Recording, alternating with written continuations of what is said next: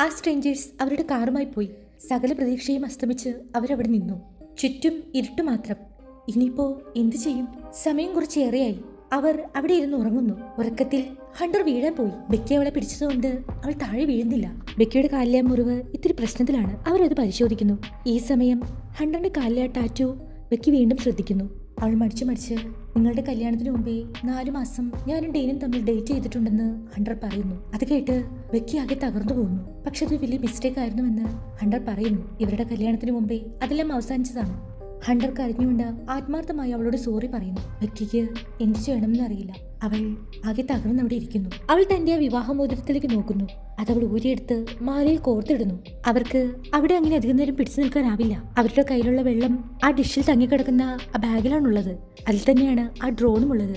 എങ്ങനെയെങ്കിലും അതെടുക്കണമെന്ന് ഹണ്ടർ പറയുന്നു. ആ റോപ്പിൽ താൻ തൂങ്ങിയിറങ്ങാമെന്നും അതെടുക്കാൻ നോക്കാമെന്നും അവൾ പറയുന്നു. ബെക്കി അതിനെ എതിർക്കുന്നുണ്ടെങ്കിലും നമുക്ക് വേറെ ചോയ്സ് ഇല്ലെന്ന് ഹണ്ടർ പറയുന്നു. അവൾ ആ റോപ്പ് അവിടെ കെട്ടി ഉറപ്പിക്കുന്നു. അവൾ ഇറങ്ങുന്നതിന് മുമ്പേ ബെക്കി ഒന്ന് നോക്കുന്നു. സൂക്ഷിച്ചിറങ്ങാൻ ബെക്കി അവളോട് പറയുന്നു. താഴേക്ക് ഇറങ്ങുമ്പോൾ തന്നെ അവൾ കാലൊന്ന് തെന്നി അവൾ ആ റോപ്പിൽ തൂങ്ങിയാടുകയാണ്. ആ തൂണിലൊക്കെ അവൾ പോയി ഇടിക്കുന്നുണ്ട്. അവൾ പക്ഷേ എങ്ങനെയൊക്കെയോ അതിൽ പിടിച്ചു നിൽക്കുന്നു. എന്നിട്ട് വീണ്ടും താഴേക്ക് ഇറങ്ങുന്നു. ആ ഡിഷിന്റെ അടുത്തെത്തിയെങ്കിലും ആ റോപ്പിന് അത്ര നീളം പോരാ. അവൾ എത്തി വലിഞ്ഞ് ആ ബാഗ് എടുക്കാൻ നോക്കുന്നുണ്ട്. എത്ര ശ്രമിച്ചിട്ടും ആ ബാഗ് എടുക്കാൻ കഴിയുന്നില്ല. ബെക്കി അവളോട് സൂക്ഷിക്കാൻ പറയുന്നുണ്ട്. ഇനിയിപ്പോ വേറെ വഴിയില്ലെന്ന് ഹണ്ടർ പറയുന്നു. അവളുടെ അരിയിൽ നിന്ന് ആ റോപ്പ് വേർപെടുത്തുന്നു. ഒരു കൈ ആ റോപ്പിൽ തൂങ്ങി മറ്റേ കൈ കൊണ്ട് ആ ബാഗ് എടുക്കാനാണ് അവളുടെ ശ്രമം. ആ റോപ്പിന്റെ അറ്റത്ത് ഒരു കുരുക്കുള്ളതിൽ അവൾ തൂങ്ങിയാടുന്നു. പക്ഷേ എന്നിട്ടും എത്തുന്നില്ല. ഒന്നുകൂടി ആ തൂണിൽ ചവിട്ടി കുറച്ചൊന്ന് മാറി ആ ഡിഷിലേക്ക് ചാടുന്നു. അവൾ ആ ബാഗിന്റെ അടുത്തെത്തി. ഇപ്പോൾ അവൾ ആ ഡിഷിലാണ് ഇരിക്കുന്നത്. അവൾ താഴേക്ക് നോക്കുന്നു. അവൾക്ക് പേടിയാവുന്നുണ്ട്. ബാഗിൽ നിന്നും വെള്ളം എടുത്ത് അവൾ കുടിക്കുന്നു.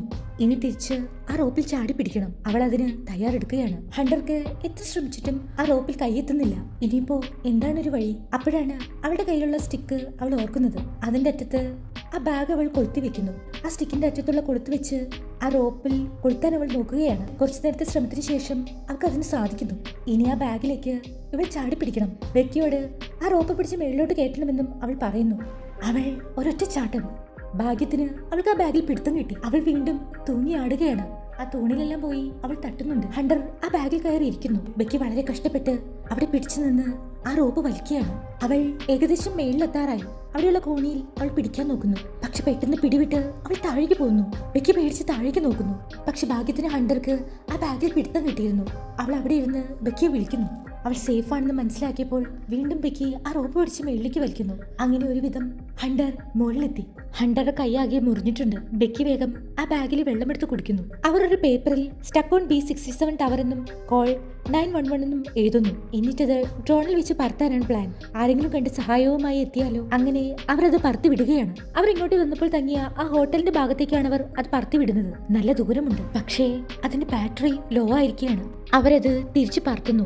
ഇല്ലെങ്കിൽ അത് നഷ്ടപ്പെടും. എന്തോ ഭാഗ്യത്തിന് അതിന് ചാർജ് തീരുന്നതിന് മുമ്പേ അത് അവിടെ എത്തുന്നു. ബെക്കി അത് എത്തിപ്പിടിക്കുകയാണ്.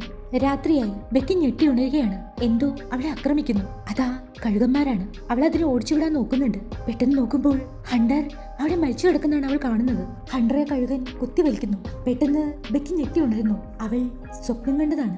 പിറ്റേന്ന് നേരം വെളുത്തു. അവരുടെ കയ്യിലുള്ള അവസാന തുള്ളി വെള്ളവും തീർന്നിരിക്കുകയാണ്. ആ ഡ്രോൺ ചാർജ് ചെയ്യണം. അതിനായി അവരൊരു വഴി കണ്ടെത്തി. ആ വാർണിംഗ് ലൈറ്റിന്റെ ചാർജ് യൂസ് ചെയ്യാം. ആ ചെറിയ തൂണിൽ പിടിച്ച് കയറണം. ഹണ്ടറുടെ കൈ പൊട്ടിയിരിക്കുന്നുണ്ട്.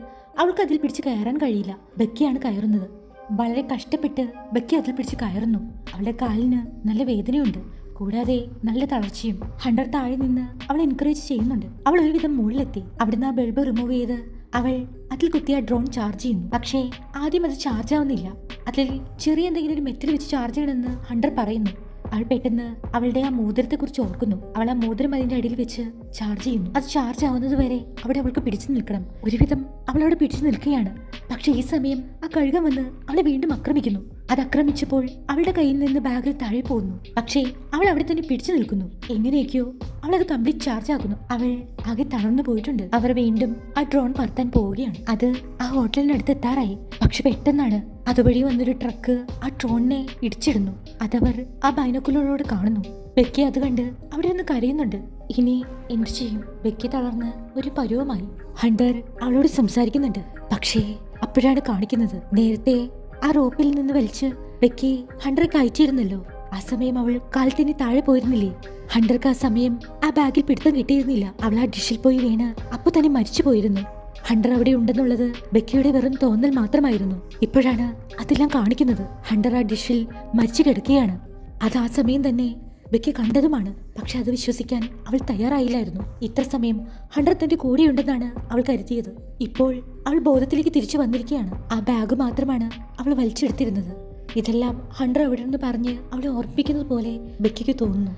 അന്ന് രാത്രി അവിടെ നല്ല ഇടിയും മഴയുമുണ്ട്. അവൾ ആ തൂണിൽ പിടിച്ച് അവിടെ കിടക്കുകയാണ്. താഴെയായി ഹണ്ടർ കിടക്കുന്നത് കാണാം. അവൾ തന്റെ ഫോൺ എടുത്ത് അവളുടെ അച്ഛന്റെ ഫോട്ടോ നോക്കുന്നു. അച്ഛൻ തന്നെ എത്രമാത്രം കെയർ ചെയ്തിരുന്നുവെന്ന് അവൾ ഓർക്കുന്നു.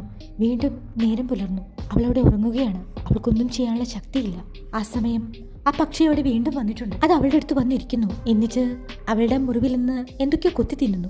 ഈ സമയം ബെക്കി കണ്ണു തുറക്കുന്നു. അവൾ എന്തോ തീരുമാനിച്ചുറപ്പിച്ചിട്ടുണ്ട്. അവൾ അതിന്റെ കഴുത്തിൽ പിടുത്തമിട്ടു. എന്നിട്ട് അതിന്റെ കഴുത്ത് പിടിച്ച് തിരിച്ച് അതിനെ അവിടെ നിന്ന് കൊല്ലുകയാണ്. അതൊരുപാട് രക്ഷപ്പെടാൻ ശ്രമിക്കുന്നുണ്ട്. പക്ഷെ അവൾ സർവ്വശക്തിയും എടുത്ത് അതിനെ കൊല്ലുന്നു. എന്നിട്ട് അതിന്റെ മാംസം ഭക്ഷിക്കുകയാണ്. അവൾക്ക് അത്രമാത്രം വിശപ്പുണ്ട്. ഇവിടെ കുടുങ്ങിയിട്ട് എത്ര ദിവസമായി. അവൾ അത്യാവശ്യം ശക്തി വീണ്ടെടുത്തു. അവൾ എന്തിനും തയ്യാറെടുക്കുകയാണ്. മുടിയെല്ലാം വാരി ഒതുക്കി അവൾ താഴേക്ക് ഇറങ്ങാൻ പോവുകയാണ്. അവിടെ താഴെ ഹണ്ടറിന്റെ ശരീരം ആ രണ്ടാമത്തെ കഴുകൻ കൊത്തിവലിക്കുന്നത് അവൾക്ക് കാണാം. ഹണ്ടറിന്റെ വയർ ആ കഴുകൻ കൊത്തിവലിക്കുകയാണ്. അവൾ ആ റോപ്പ് അവിടെ ഉണ്ടായിരുന്ന ഏണിയുടെ താഴെ കുടുക്കിയിടുന്നു. എന്നിട്ട് ആ റോപ്പ് വഴി താഴെ ഇറങ്ങുകയാണ്. ഇപ്പോഴെന്തായാലും ആ ഡിഷ് വഴി നീളമുണ്ടാകും. അവൾ ആ ഡിഷിലെത്തി. അവളെ കണ്ട് ആ കഴുകൻ പേടിച്ചോടി. അവൾ വിഷമത്തോടെ ഹണ്ടറിന്റെ കയ്യിൽ പിടിക്കുന്നു. എന്നിട്ട് അവളെ നോക്കി അവൾ കരയുന്നുണ്ട്. അവൾ അവളുടെ ഫോൺ എടുത്തു. എന്നിട്ട് താൻ B67 ടവറിൽ സ്റ്റക്ക് ആണെന്നും ഹെൽപ്പ് എന്നും പറഞ്ഞ് അവളുടെ അച്ഛനൊരു മെസ്സേജ് ടൈപ്പ് ചെയ്യുന്നു. ബെക്കിയുടെ കാലിലെ ഷൂസ് അവൾ അഴിച്ചെടുത്തു. എന്നിട്ട് ആ ഫോൺ ആ ഷൂസിനകത്താക്കുന്നു. എന്നിട്ട് ഹണ്ടറോട് തന്നോട് ക്ഷമിക്കണമെന്ന് പറഞ്ഞ് ആ കഴുകൻ കൊത്തി വലിച്ച വയറിനുള്ളിലേക്ക് ആ ഷൂസ് തേക്ക് കയറ്റുന്നു. ഒരുപാട് വിഷമത്തോടെയാണ് അവളത് ചെയ്യുന്നത്. പക്ഷേ അവൾക്ക് വേറെ വഴിയില്ല. എന്നിട്ട് ഹണ്ടറെ തള്ളി താഴെ ഇടാനാണ് അവളുടെ പ്ലാൻ. അപ്പോൾ ആ ഫോൺ സുരക്ഷിതമായി താഴെ എത്തും. എന്നിട്ട് താൻ ടൈപ്പ് ചെയ്ത മെസ്സേജ് അവളുടെ അച്ഛന് പോകും. ഇത് അവൾക്കറിയാം. അവൾ ഹണ്ടറെ തള്ളി താഴെ ഇട്ടു. ഹണ്ടറുടെ ശരീരം ആ ഉയരത്തിൽ നിന്ന് താഴേക്ക് വീഴുകയാണ്. പെട്ടെന്ന് അവളിരിക്കുന്ന ആ ഡിഷ് വല്ലാതെ ഒന്ന് ഉലയുന്നുണ്ട്. അവളാകെ പേടിക്കുന്നു. അടുത്ത സീൻ, അവളുടെ അച്ഛൻ വളരെ വേഗത്തിൽ കാറോടിച്ച് വരുന്നതാണ് കാണിക്കുന്നത്. ആ ടവറിന്റെ അടുത്ത് എത്താറായിരിക്കുന്നു. അദ്ദേഹത്തിനപ്പോൾ അവളുടെ ആ മെസ്സേജ് കിട്ടിയിരിക്കുന്നു. അവിടെ കുറെ വാഹനങ്ങൾ താഴെ കിടക്കുന്നത് കാണാം. ഒരു ഹെലികോപ്റ്ററുമുണ്ട്. അദ്ദേഹം വാഹനം നിർത്തി അങ്ങോട്ടേക്ക് ഓടിപ്പോകുന്നു. അവിടുന്ന് ഒരു മൃതദേഹം എടുത്തോണ്ട് പോകുന്നത് ബെക്കിയുടെ അച്ഛൻ കാണുകയാണ്. ബെക്കിയുടെ അച്ഛൻ അത് കണ്ട് കരയുന്നു. പെട്ടെന്നാണ് ബെക്കി ഡാഡെന്ന് വിളിക്കുന്നത് അദ്ദേഹം കേൾക്കുന്നത്. അച്ഛനെ കണ്ട് അവൾ ഓടി വരികയാണ്. അവളെ സുരക്ഷിതമായി അവർ താഴെ ഇറക്കിയിരിക്കുന്നു. അച്ഛൻ ഓടി വന്ന് അവളെ കെട്ടിപ്പിടിക്കുന്നു. അത് ഹണ്ടറുടെ ശരീരമാണ് അവിടുന്ന് മാറ്റുന്നത്. അവളെയും കൊണ്ട് അച്ഛൻ അവിടുന്ന് പോകുന്നു. ഈ ഒരു സീനോടെ ഈ സിനിമ ഇവിടെ അവസാനിക്കുകയാണ്. അടുത്തൊരു സിനിമയുമായി നമുക്ക് വീണ്ടും കാണാം. ബൈ.